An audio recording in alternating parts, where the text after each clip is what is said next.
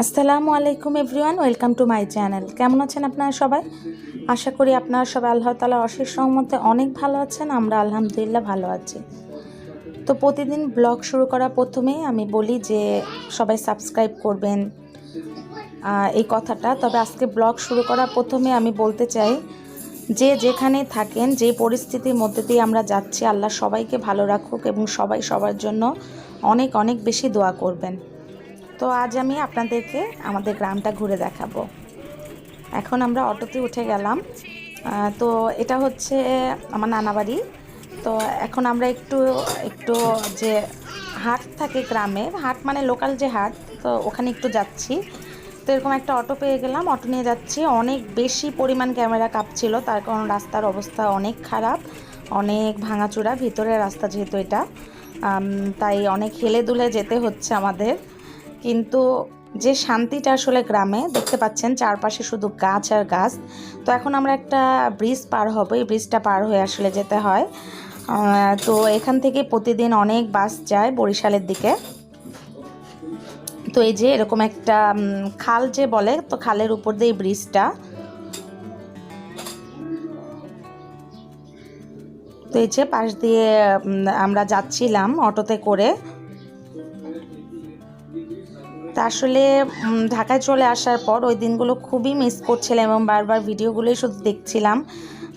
আসলে 4-5টা দিন যে কি শান্তিতে ছিলাম, একদম অন্যরকম ব্যস্তময় কোলাহল শহর থেকে অনেক দূরে। এটা একটা অন্যরকম শান্তি। তো এই যে আমরা চলে আসলাম এবং অনেক সকালের দিকে এসেছি, তাই বাজার তেমন জমজমাট হয়নি। তো এটা হচ্ছে লোকাল যে বাজারটা থাকে, আসলে হাটের দিন তো একটা দিন শুধু হাট বসে গ্রামে। তো এটা ছিল এমনি দিন, হাটের দিন না, তাই একটু ফাঁকাই ছিল। তো এখানে আমি দেখছিলাম একদম বয়স্ক একজন চাচা, উনি এরকম ছানা বানাচ্ছে। তো দেখে ভাবলাম যে আপনাদের সাথে একটু আমি শেয়ার করি। তো আমি চাচাকে বললাম যে এটা কি ছানা? তো উনি আমাকে নেড়ে দেখাচ্ছিল যে হ্যাঁ ছানা। তো এটা দিয়ে উনি জিজ্ঞেস করলাম যে এটা দিয়ে কী করবেন চাচা? তো উনি বললো যে এটা দিয়ে আমি রসগোল্লা বানাবো। হ্যাঁ, দোকানটা অনেক বেশি নোংরা, স্বাস্থ্যসম্মত না, কিন্তু মিষ্টিগুলো অবশ্যই ভালো হবে। ওনারা গ্রামের দিকে, ওনারা এখনও ভেজাল কী জিনিস সেটা বুঝে না। এই যে ছানা বানাচ্ছে এবং কোনো রকম ময়দা কোনো কিছু মিক্সড করা ছাড়াই মিষ্টি বানাবে। তো এই যে চাচাটা, তো এই যে দেখেন দোকানের অবস্থা। তো তারপর আমি একটু বাইরে আসলাম এবং অনেকগুলো দেখলাম যে একজন অনেকগুলো ইলিশ মাছ নিয়ে আছে এবং খুবই খারাপ লাগলো। খুব ছোট ছোট জাটকা মাছ, যেটা ধরা আসলে উচিত না। আর এই সাইডেরগুলো একটু বড় বড় ছিল, কিন্তু মাছটা অত তাজা মনে হয়নি। গ্রাম অনুপাতে ভাবলাম যে অনেক তাজা ইলিশ মাছ হয়তো দেখতে পারবো, কিন্তু মাছগুলো আমাকে কাছে অত তাজা মনে হয়নি। তো যাই হোক, তারপরও দেশের মানুষ এটাতেই খুশি খুব, যে যতটুকু পাওয়া যায় ওদের জন্য ওইটাই অনেক। যেহেতু মানে শহরের মতো গ্রামে এখনও অত বেশি মাছ পাওয়া যায় না। বললাম তো হাটের দিন 1 দিন বা 2 দিন থাকে এরকম।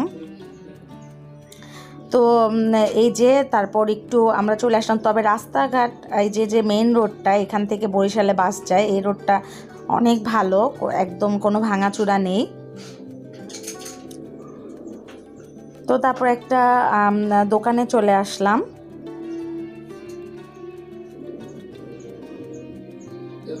তো এখানে একটু বিকাশ করার দরকার ছিল। আমি দেখলাম যে এখন গ্রামেও মোটামুটি সব সুবিধাই পাওয়া যায়। আমি তো ডায়পার, বাচ্চা সব কিছু নিয়ে এসেছিলাম, কিন্তু দেখলাম যে ডায়পার আসলে পাওয়াই যায়।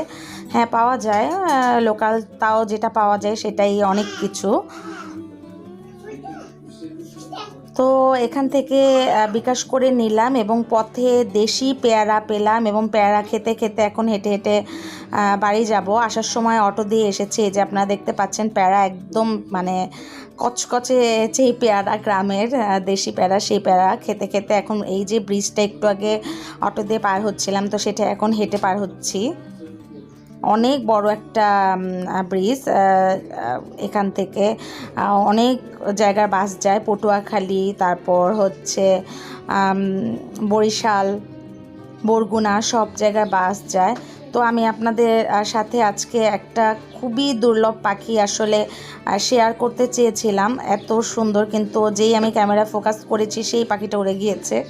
তো তো তারপর এই যে গ্রামে চলে আসলাম, কিছুক্ষণ এখানে ভাবলাম একটু দাঁড়াই, অনেক ভালো লাগছিল আসলে।